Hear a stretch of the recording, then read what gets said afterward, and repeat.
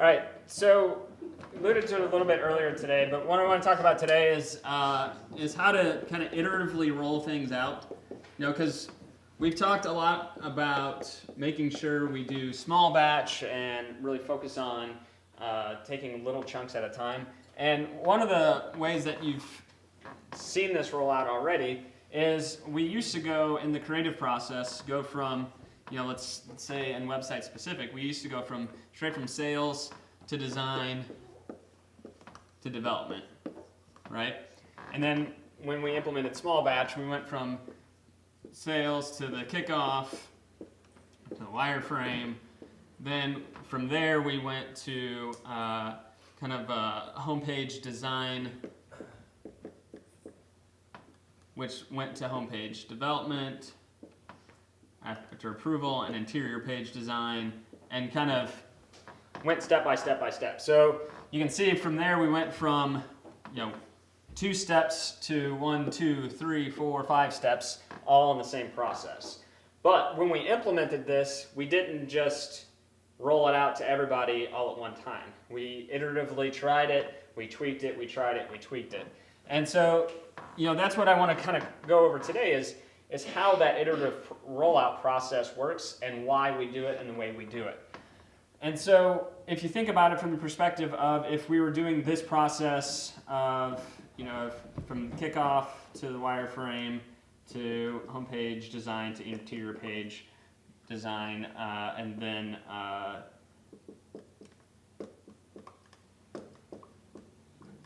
development side. If you have that perspective, and then let's say we had our test group of clients, of 5 different clients. And so if we could, just to shrink the timeline down to make it understandable, roll this out each step in a 1-day process, we would do this, we would start with the first client on Monday, then come Tuesday, we would go to the next step, then Wednesday, Thursday, and Friday. And so if we just rolled the whole thing out and just went to, all clients went from nothing to everyone, then we would do the same thing here, Monday through Friday, Monday through Friday, Monday through Friday. But instead, we want to iteratively roll it out and make sure that we can learn from those lessons. So now we did the kickoff there, so now we want to start the kickoff on Tuesday. And because we can learn from the lessons from this kickoff and make it a little bit better. And then kind of rolling down here, then that would make the process kind of look in this perspective, and then we'd have the second Monday. And then the same thing, starting the next day, you go Thursday, Friday, second Monday, the second Tuesday, Thursday, Friday, and try to pace these out. Friday, Monday, Tuesday, Wednesday, and you get the idea.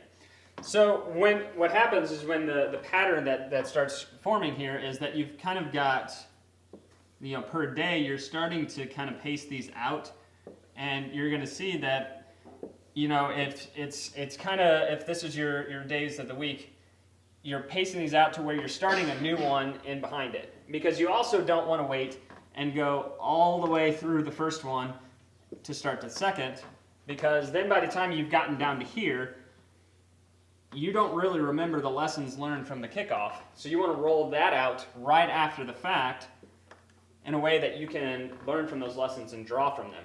And so if this was the process of kind of doing it all at once, when the iterative, if you remember the idea of vortex, it was you kind of slowly did step by step and took a second to look at each step and think about it and apply those knowledge. From the structural standpoint here, this would be starting up in cell A1, it would be kind of like this, as opposed to taking the process kind of like this. What these steps allow you to do then is to iteratively get better at it each time. And so each time you do one of these meetings, you can ask yourself the questions of what worked, what didn't work, how can we make it better, what can we do to make the next one better. So then the important piece to have there are some meeting recaps after all of these, because if you don't take the time to reflect back and see what made this better, you're not going to learn from it. You're just going to keep, it's kind of one of those, we've heard the kind of the joke of, do you have 11 years of experience or do you have 1 year of experience 11 times? You have the opportunity to get 25 meetings of experience right here, or you're just having 25 meetings one time. So you want to learn to build off of them and continue to grow in that perspective. So from the level of effectiveness, if you start with, this is where you're currently at. Each time you go through one of these iterations, you should be building on that level of effectiveness, and it should be growing iteratively each time to the point where it's going to surpass it. And this is the point when you surpass the level of effectiveness is when you can roll it out to everyone. Because this is, remember, your sample group. And so in the background, you've got 10 or 15 other clients that are maybe waiting in the wings. Once you're comfortable with the level of effectiveness and it surpasses where it's currently at, this could happen at the second time through, it could happen the third time through. It may take 6 or 7 times through, depending on the complexity of what you're trying to roll out. But the key is to really pay attention, and once it gets to here, then roll it out to everyone and roll it out across the board. Because if you do it before that, you're going to be trying to fix fires and fight fires and take care of problems before they're actually good solutions. And so each time that you run through this, have a meeting recap. It could just be in the car afterwards. It needs to be soon after. And ask yourself, what worked? What could have been better? What unlocked some great info?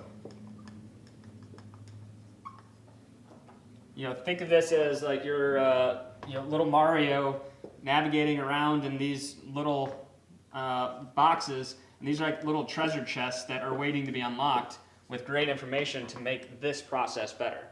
But if you don't take the time to unlock these little treasure chests, you're not going to find those good kernels of information. And if you're not looking for those kernels of information, you're definitely not going to find it. So the key is to have these meeting recaps after each one and think about what is the end goal that we're trying to accomplish here. With the creative process that we modified, our goal here was to get to one and dones. Our goal was to get to the point where we could execute on the vision of our clients at a high level of efficiency, at a high level of effectiveness with great creativity. And so that's why we added all these steps in. Know what the goal is with something that you're rolling out. So right now we're focusing on, recently we did the content team kind of changed the way they did it, and they kind of took this approach. We've done this with Whiteboard Wisdom several times, that we've evolved the way that we've done the videos, and we've evolved the way that we've done coaching, and we've evolved the way that we've done speaking engagements. We didn't roll it out all at once to everything. We iteratively rolled it out and kind of covered our bases. The same thing is going to happen as we're evolving the way that we're doing our ongoing marketing. Is there's going to be a lot of steps in this process, and there's a lot of clients that are wanting this from us, and we need to execute at a high level. But you also can't do it at a point that's below the current level of effectiveness that we currently have. So we need to focus on each meeting, extracting the most possible value out of those meetings in order to be able to progress faster and more quickly, so we can build up this level of effectiveness of the new way. The key is to focus on unlocking these little nuggets of gold that are in every single meeting, but we just have to look for them. And if you don't pay attention, you're not going to see those things. And if you're not asking these questions right after the fact, then applying it to that next meeting, it's going to be hard to recognize.